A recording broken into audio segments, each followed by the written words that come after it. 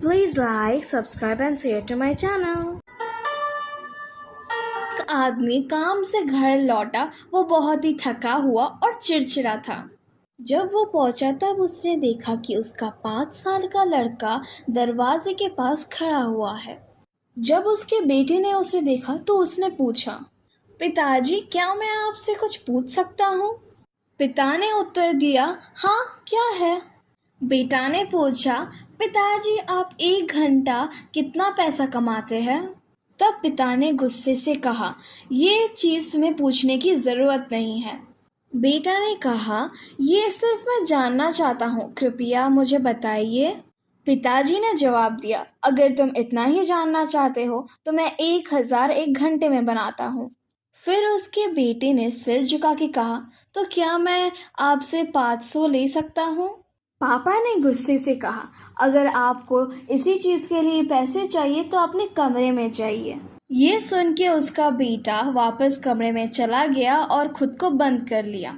थोड़ी देर के बाद जो पिता होता है उसने अपने बातचीत के बारे में सोचा और खुद से कहा कि मुझे लगता है उसे कुछ ज़्यादा ही बुरी तरह से चाहिए, वरना वो पैसे के लिए मांगता तो बहुत ही कम है। पिता अपने बेटे के कमरे में जाता है और खटखटा के बोलता है कि क्या तुम पहले से सो चुके हो? फिर वो बेटा जवाब देता है, नहीं अभी भी जगा हुआ हूँ। फिर पिता अंदर आता है। जो पिताजी होता है वो उसे पैसे दे देता है और बोलता है, मैं तुम पे कुछ ज़्यादा ही कठोर हो रहा हूँ, तो ये लो पैसे। बेटे ने वो पैसा लिया और बोला, धन्यवाद। फिर जो लड़का होता है वो तकिए से कुछ पैसे निकालता है। जब उसके पिता ने देखा तब उसने बोला, अगर तुम्हारे पास पहले से ही पैसे थे तो फिर से क्यों मांगा? बेटे ने जवाब दिया, ये काफ़ी नहीं था, अब मेरे पास पूरे 1000 हो चुका है, तो आपसे क्या मैं 1 घंटा खरीद सकता हूँ पापा? कृपया आप घर जल्दी आ जाइए क्योंकि मुझे आपके साथ खाना खाना है रात को कल। जो पिता होता है उसने अपने बेटे को गले लगाया और माफ़ी मांगी। जब मैं अपनी बेटी के कमरे से गुजर रही हूँ, ओह मैं तुम्हें परिचय देना भूल ही गई। मैं हूँ जेसिका, एक अकेली माँ जो अपने बेटी के साथ रहती है। तो चलिए जारी रखते हैं। तो अभी मैं अपने 8 साल की उम्र लड़की को गाना गुनगुनाते हुए पाती हूँ।